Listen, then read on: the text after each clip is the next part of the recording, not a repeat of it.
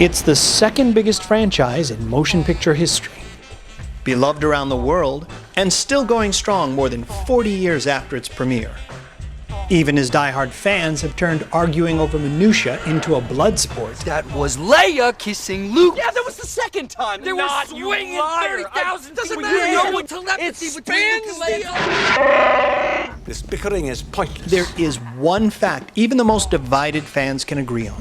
What? There would be no franchise without the success of the first entry in the series, 1977's Star Wars: A New Hope. If the film hadn't worked, Star Wars might have come and gone as a quaint sci-fi footnote in an era of earthbound, character-driven motion pictures.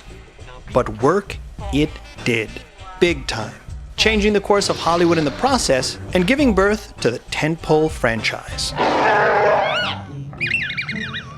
I was there. Opening weekend, Hicksville, Long Island. I went in a wide-eyed kid and came out the original Star Wars superfan. I paid to see New Hope in theaters more than 36 times. What? And went on to spend a lifetime analyzing that film with friends, debating the futures of its characters, and championing everything that first film got right. And it got so much right. Over the years, I've come to believe that A New Hope, indeed the entire Star Wars franchise, owes much of its success to one pivotal scene. Can you guess which scene that is? That doesn't sound too hard. Is it this one? Everything's under control. Situation normal. Or this one? Not as clumsy or random as a blaster. This one? Help me, Obi-Wan Kenobi. Or this one? Or this one? Or this one? The Force will be with you. Always. Or this one? I'm Luke Skywalker. I'm here to rescue you. No, it's this one. What makes you think that? Okay, hear me out. What makes this scene so critical to the success of the Star Wars franchise is how it single-handedly made the wondrous goings-on around it believable, by grounding those elements in a world viewers recognized as their own. A world where families regroup at the end of the day, where the dreams of young people are discussed over dinner. And if these new droids do work out, I want to transmit my application to the Academy this year. Only to collide with the homebound obligations and broken promises of grown-ups. Harvest is when I need you the most. A world where adults debate the future of the kids in their care with fretful concern. Luke's just not a farmer, Owen. He has too much of his father in him. That's what I'm afraid of. Indeed, the scene is so effectively familiar, first-time viewers drawn in by Luke Skywalker's boyhood frustrations momentarily forget that his story takes place a long time ago in a galaxy far, far away, until our hero steps outside and into the light of a binary sunset. The enduring resonance of this moment, I argue, is owed in large part to the dinner scene before it. It's that subtle, unforced shift from the mundane to the extraordinary that prompts enchanted oohs and ahs. It's a delicate balance, to be sure, which is why the majority of effects-laden films, with all their razzle-dazzle, fail to linger in the imagination. Sincerity looks to be the key. Start us off in a real world freighted with genuine emotion, and the leap into the fantastic is more memorable and resonant.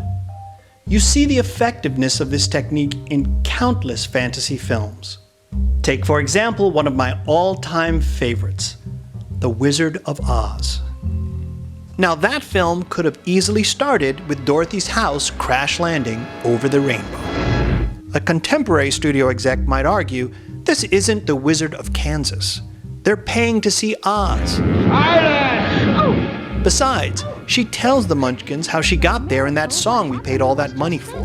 The wind began to switch, the house to pitch. Do we really need all that stuff in the beginning? Yes. Yes, you do. We need that all-important time before the adventure to bond with our hero in a world we all recognize.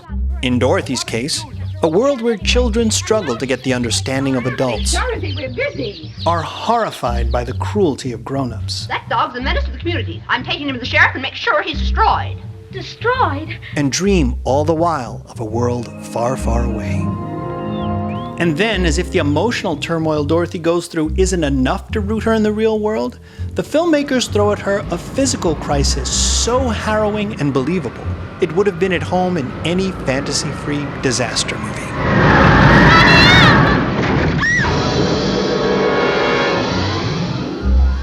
By the time the film's fantasy elements patiently overlap with the familiar, the groundwork has been set, and Dorothy's famous transition from our world to Oz earns its place in motion picture history. 75 years later, Guardians of the Galaxy would capitalize on a nearly identical transition. Like Dorothy, a young Peter Quill is unaware of his adventures to come when we meet him for the first time, sitting quietly in a hospital awaiting news about his mother. After the movie's familiar music, recognizable setting and heartbreak have had their way with us, the way is paved for Peter's leap into the unknown. And if you think these films share elements coincidentally, just wait for Dorothy's tornado.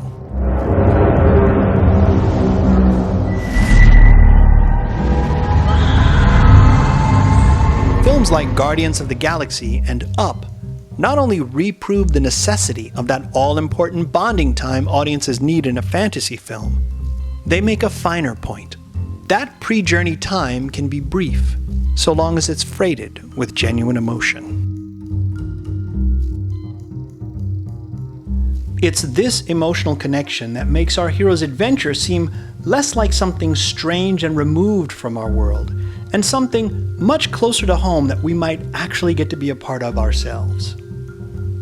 So an interesting note about Star Wars: A New Hope, because after all, who can get enough New Hope? Unlike the majority of fantasy films that ground viewers in a recognizable reality, Star Wars: A New Hope is unique in that it broke with tradition in one significant way. I'll get back to that way before this video is over. Even when a film exists exclusively in a world of fantasy, the wise storyteller knows the importance of starting that story in a corner of that world that audiences can relate to. The Lord of the Rings Fellowship of the Rings begins in the Shire, a peaceful village where old friends reunite, the innocent get into mischief, and little kids still enjoy a great scary story. Like Dorothy's Kansas or Luke Skywalker's Tatooine, the Shire is a kind of home base from which our story takes flight.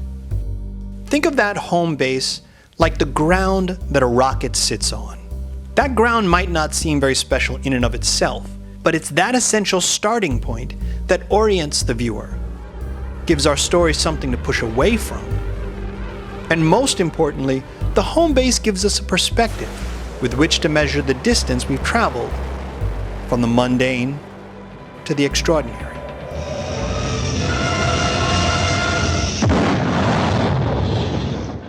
Without it, we're just kind of,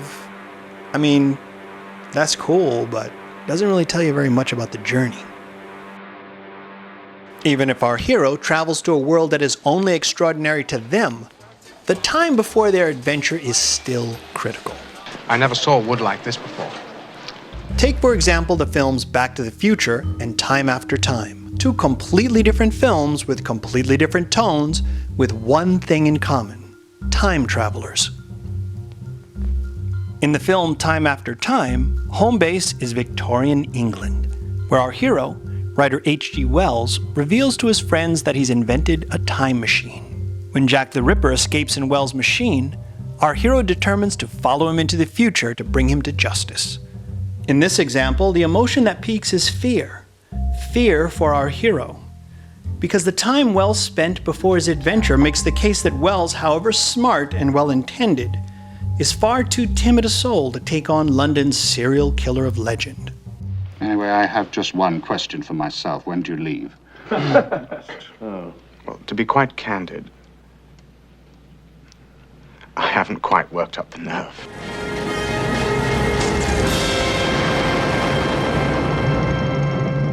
In Back to the Future, the film's pre-journey time is spent minding the hero's family dynamic. Meeting Marty's unproductive siblings and unhappily married mother might, upon first viewing, feel like a dour way to kick off a comic adventure. And you're right.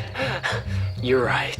But it's that pre-journey time spent discovering the real-world problems of his family that keeps the film's high-concept elements firmly grounded in reality.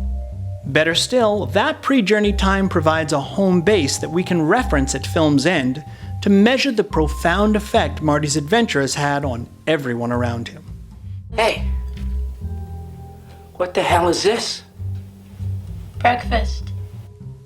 Whether setting sail from familiar shores to face monstrous creatures, or clubbing and going to work before getting sucked into the Matrix,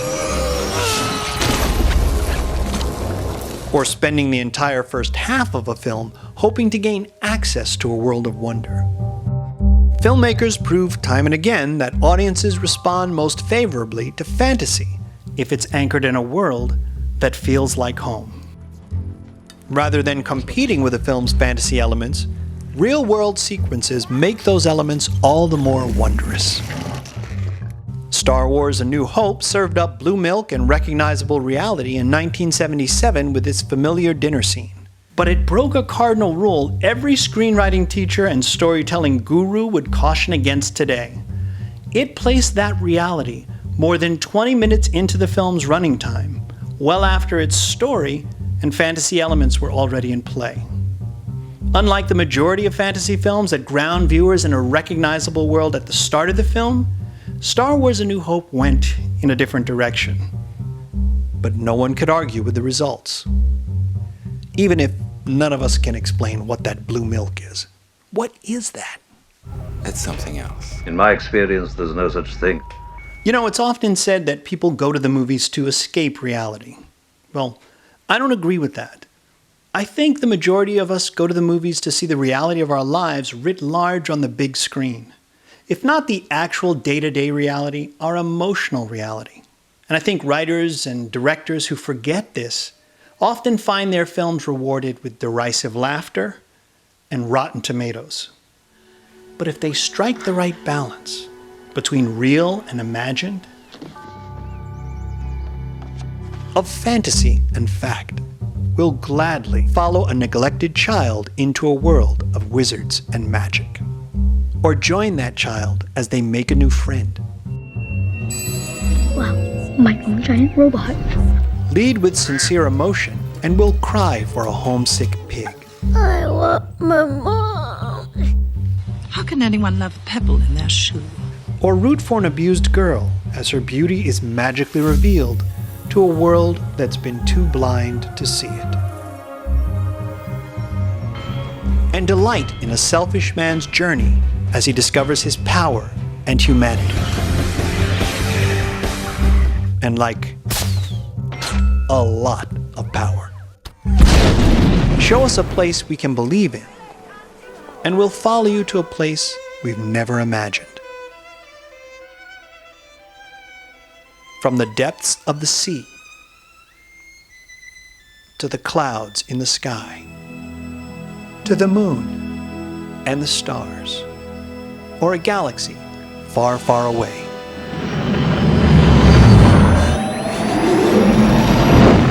And before I go, let me recommend a trio of fantasy films that succeed with the winning formula discussed in this video. First up, a picture near and dear to my heart, Chitty Chitty Bang Bang. That's a curious name for a motor car. But that's the sound it makes. Dick Van Dyke and Sally Ann Howe star in this enchanting musical confection about a cash-strapped single father going to the ends of the earth to rescue his children with the help of a beautiful woman and a magical car. When the winds howl and the ground shakes, answer the door if you dare. When a monster calls, the wondrous, unflinching, and emotionally complicated story of a troubled adolescent coping with bullies at school and illness at home, with the help of a wise and ancient being. Stories of wild creatures, Connor O'Malley. You will tell me your story. And if I don't...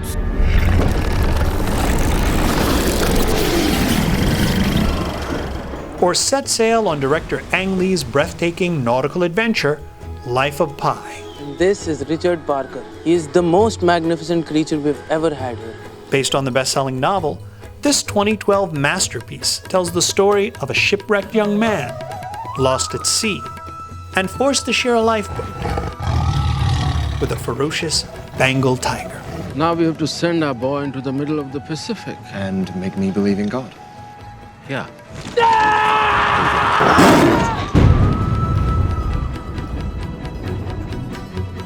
It's hard to believe, isn't it?